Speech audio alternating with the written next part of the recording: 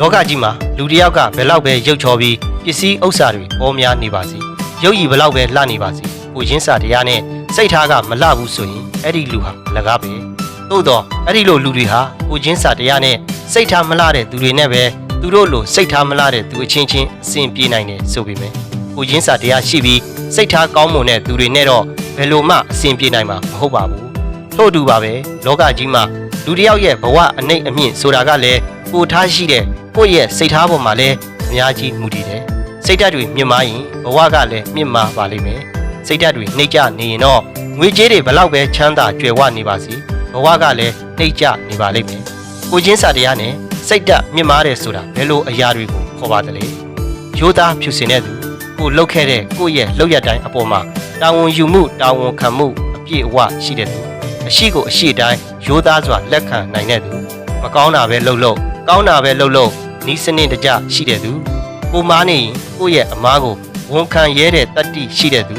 အပြောတစ်မျိုးအလုပ်တစ်မျိုးဘယ်တော့မှမလုပ်တတ်တဲ့သူဂရိစကားတည်ကြည်တဲ့သူယုံကြည်မှုကိုဘယ်တော့မှအလွဲသုံးစားမလုပ်တဲ့သူအခွင့်အရေးကိုလိုတာထက်ပိုမယူတတ်တဲ့သူ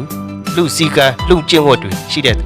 ကိုမှန်နေထင်ရင်ရှင်ဘရင်တောင်ပြန်ပြောရဲသလိုကိုမားနေရင်လဲတောင်းစားတောင်တောင်းပန်ဖို့ဝန်မလေးတဲ့သူကိုယ့်ရဲ့လုပ်ငန်းရှင်ဆရာသမားတွေအပေါ်မှာသစ္စာရှိပြီးကိုယ့်ရဲ့လက်အောက်ငယ်သားတွေအပေါ်မှာလည်းမျှတစွာဆက်ဆံတတ်ရမယ်။မှန်တရားကိုလည်းလက်ကင်ထားနိုင်ရမယ်။အပေါ်မှာပြောသွားတဲ့အချက်တွေအတိုင်းကိုချင်းစာတရားနဲ့စိတ်ထားလာတဲ့သူတွေပါပဲ။အည်အသွေးချင်းရှင်တာမဟုတ်ပဲနဲ့အမြင့်ကျက်အမြည်စားခေါင်းကျက်ခေါင်းစားဆိုတဲ့စိတ်ဓာတ်ရှိနေတဲ့လူတချို့တွေကတော့တိုးတက်ကြီးပွားလဲခဏပါပဲ။အောက်ခြေမခိုင်ပဲရိုင်လဲနေမှာအသေးချပါပဲ။အချိန်ဒီဘ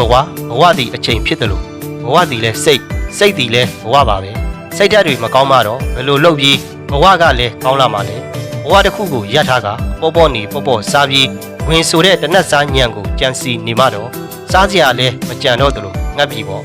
ပညာတွေဘလောက်ပဲတော်နေတတ်နေပြီးဘွဲ့ယာထုအာနာပါဝါတွေဘလောက်ပဲပိုင်ဆိုင်ထားပါသည်စိတ်ဓာတ်မကောင်းရင်တော့မင်းဟာအသုံးမဝင်သလိုလူရလည်းမဝင်ဘူးဘဝမှာအကြီးအချင်းတွေဘလောက်ပဲရှိနေပါစေစီကံမရှိရင်တော့ပလိုင်းပေါက်နဲ့ဖားကောက်သလိုပဲနောက်ဆုံးအနေနဲ့မက်ဆေ့ပေးချင်တာက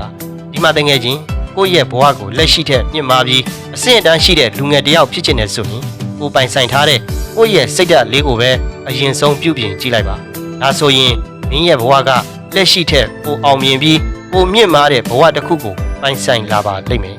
ဒါစင်နေတော့စာပေချစ်သူတဦးတယောက်ချင်းစီတိုင်းကိုအထူးပဲကျေးဇူးတင်ပါတယ်ခင်ဗျာ